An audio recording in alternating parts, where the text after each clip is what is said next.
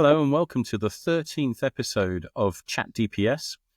This week, Robert and I will be highlighting a disturbing trend recognized in Victoria. We acknowledge a new report stating that OT threats surged by 87% in 2024. That's year on year, by the way. We look at fresh advice from APRA and how consistent this is with what's going on in other parts of the world. And finally, some great advice that came out of France that's worth hanging around for. Kicking straight off, Robert, there's quite a bit of content to get through this week. Criminal gangs using key programming. The reason that I picked this story up was because I needed to get a new key for one of the cars last week. Whilst I was there and they'd had the car for 3 days and completely failed to do anything, we were coursing through some stories and The upshot of it was that 3 days of having the car failed to provide a key. And then we see this story about the fact that down in Victoria, there's this massive increase in car crime because, all these youngsters have got hold of these programmable key things. So is there a role here, do you think, for some honest day's work, for an honest day's pay for some of these criminals, maybe? Well, I'm not sure about that, but it's certainly an interesting story, and it's maybe a little bit different to what we normally cover, but it's still technology. It's a breach of a physical system, and it's quite interesting because these OBD onboard diagnostic devices that these thieves are using can be bought from Amazon. They can be bought quite legally because they're used by mechanics to diagnose what's going on with the car. And I think what's quite interesting, and we've kind of touched on car smarts previously, particularly in relation to data, but now it's car smarts and the ability to plug these devices into this port in these more newer cars, and then to actually be able to start the car. So it's mainly these push button cars, but the ability to plug into this onboard diagnostics port and hack your way through, brute force your way through to steal these cars. And clearly the Victorian police have noticed this huge trend, but I'm sure it must be applying across other states and territories across Australia. It can't be Victoria that's the only place this is happening. Yeah, I agree. I mean, it was, and like you say, it's not usual fare for Chat DPS, but it does actually highlight the role of technology and again theft of chattel in this particular instance. Moving swiftly along though, ransomware threats against operational technology surged in 2024. So this report was reported in cyberdaily.au. And it's from an organization called Dragos. The latest year in review roundup, the 2025 OTICS cybersecurity report, states that there has been an 87% increase in operational technology attacks during 2024. And this has really become a highlight for me because every time you have a conversation with somebody about OT, they always say, "Oh no, but it's okay because OT is internal and it's not.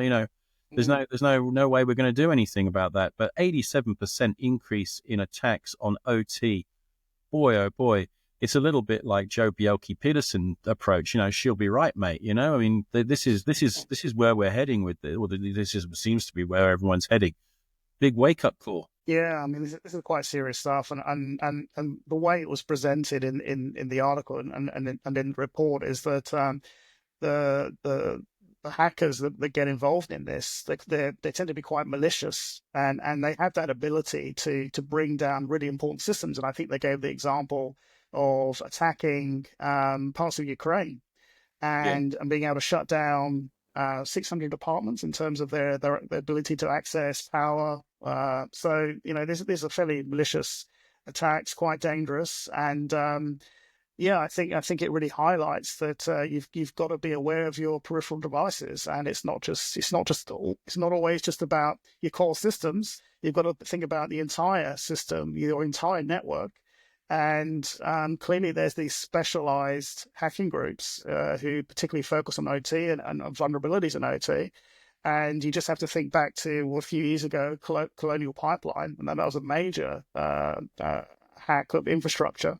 And it just Yeah. shows that how vulnerable infrastructure is. And obviously, within Australia, we have critical infrastructure legislation, which has real focus on making sure that you're looking at the entire system, you're running risk management programs, so that organizations who do have that responsibility should be looking at their entire systems, their entire network, including OT.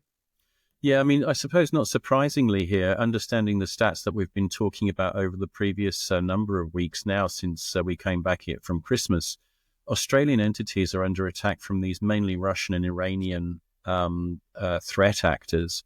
And Drago's also noted that geopolitical tensions are a key driver of attacks against OT operators. I mean, we're moving into a sort of, I suppose this is quite frightening. It is quite frightening, right? It is. It is. It's almost like it's being used as part of warfare, and then it can just be applied elsewhere. So what works in Ukraine could be applied to any Western. So it should be treated that seriously. Yeah, I mean, and the Australian element, again, sort of, we were number 11, we noted last week in the world of cyber attacks and what have you, which is just, I mean, by population, you just can't kind of figure that as being real. Again, moving on, APRA doubles down on cyber resilience warnings. Again, a story from cyberdaily.au. APRA have highlighted cyber resilience as one of its strategic priorities, in which it will heighten regulatory focus this year. So the big area for these guys has been around backups, and obviously these are the guys that do banking, finance, insurance. These are the guys, superannuation insurance, BFSI.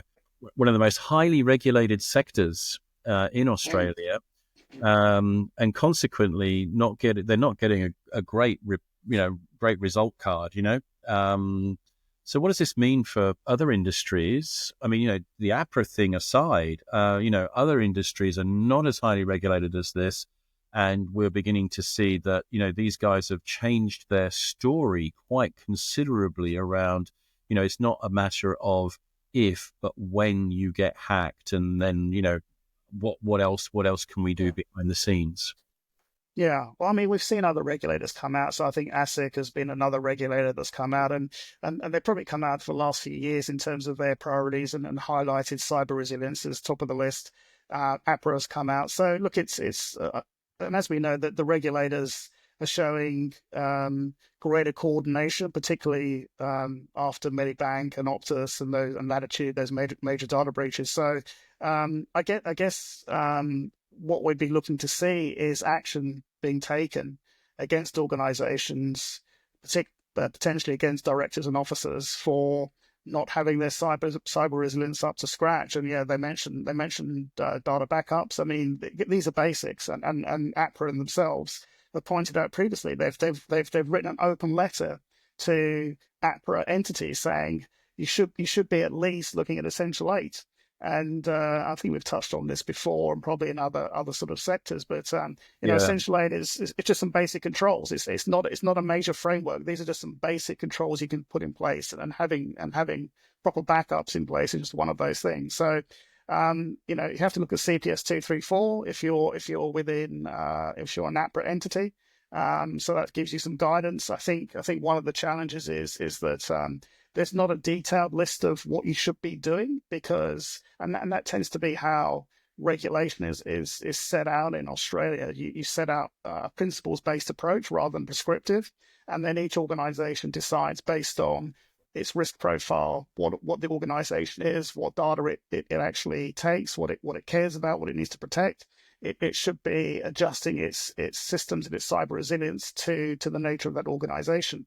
And so there's always that challenge. What do I need to do? Well, look at a framework like this. Look at the Essential 8 if you don't know where to start, and really think about look at CPS 234 if you're an APRA entity, and start to work your way through assessing against what your organization does, what your risk management says in terms of your organization, and really start to make some improvements. Yeah, I agree with you. And the other thing here is this. I mean, is having that sort of like awkward discussion with somebody sometimes about, are you just doing this for compliance? Or are you actually trying to protect the data? Because there's a massive difference. I mean, compliance, I think it was you and I that had a conversation with Adam Cunningham during the week, and he was pointing out the difference between compliance to, compliance to the law and all the other bits or regulations. And he was using a 4x4 example that had been put up on monster wheels, but it had to be compliant, it had to have a spare wheel. And that spare wheel was the same normal size wheel when it was actually carrying 4 enormous things in each corner. So it's sort of, I don't think you can actually sort of like verbalize that without actually seeing it. But anyway, I apologize. Well, the point is you can't just tick a box when it comes to compliance. This is not a box ticking exercise. You need to be serious about this. You need to do proper risk assessments, and you need to be testing your cyber resilience to whatever standard whichever industry, and there'll be a standard. And if there isn't, look at the central aid, look at a framework like NIST, and actually focus your resources in becoming resilient against those particular standards. I think the thing that sort of was apparent to me here was, and there was something that really changed. There's a change in communication. So organizations now need to adopt an assumed breach mindset and prove their ability to rapidly recover critical operations following an attack. So does this mean that prevention of any given attack may be viewed as impossible? Is that where we've arrived? That's the so we're changing. I noticed that the rhetoric is changing. Yeah, like you say, it's a matter of when, not if, and you should be prepared accordingly. And so you should be running those exercises that test the resilience of your organization. So do those crisis management DR type tests on a regular basis. Test your incident response plan. Test your crisis management plan. Assume the worst and see how that plays out. And hope for the best, absolutely. Yeah. So finally, Robert, there was this lovely story from an old colleague of mine in the UK. So a French group, they're called Hellcat, and they've developed their own new currency. So they wanted $125,000 to be paid in baguettes, which just was it just struck me. It's a cheeky nod to the group's sort of French heritage. But some really stunningly good advice came out of the whole affair, which was educate employees on spot phishing attempts, implement technical controls to detect and thwart malicious payloads, conduct regular penetration testing, ensure prompt remediation is taken, have a proactive patching policy, and back up data, have a DR plan, and test it. Am I the only one left here? No idea. Has the storm started? It's pretty windy outside. Yeah, because I'm only seeing half of the page, so I did see something flash, and it just appeared to disappear. All right, okay. Oh, bugger, that's what it might... Okay. Yeah, look, I mean, this is an interesting one. I guess you could say hackers with a bit of a sense of humor.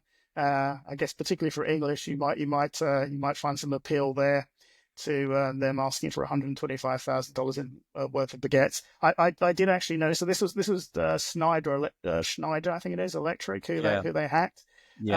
French company who refused to pay. So they didn't actually end up turning over the baguettes, and I think they ended up leaking the data. So look, I mean, there's a bit of levity, but obviously they're a hacking group, and I think with this one, they exploited a vulnerability in Jira which hadn't been known before. So it was a 0-day exploitation, which I think they uncovered. So clearly they're quite smart, and they're a bit cheeky, and we'll see if they see where they get their baguettes next time, as opposed to Bitcoin. But yeah, look, they make a name for themselves. They get a bit of publicity, and they're a ransomware as a service hacking organization. So there is a serious side to it. And it kind of shows them that shows everyone who in that kind of dark web side of things that hey, these guys are pretty smart, and if you want to use their service, they're pretty visible. So you can have your baguette, but you can't necessarily eat it. On that note, Robert. Like that, yeah. On that note, That was Chat DPS episode 13. Thank you very much indeed for joining us, and we look forward to catching up with you again soon. Thanks, David.